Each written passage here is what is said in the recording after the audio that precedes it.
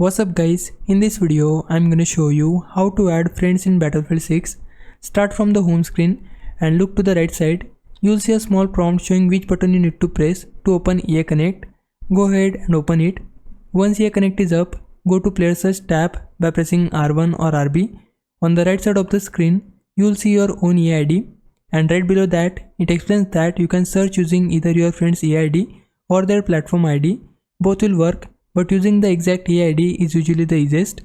Now press A on Xbox or cross on PlayStation to open the search bar. Type in your friend's name and Battlefield 6 will show you a list of matching EA IDs.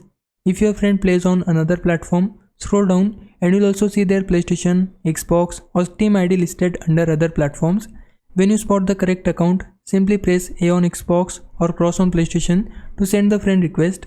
After that, your friend just needs to open EA Connect on their side and accept the request.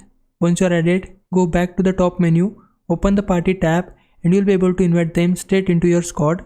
Now if it was a big help, can you like this video and subscribe my channel. For now, thanks for watching. Bye bye.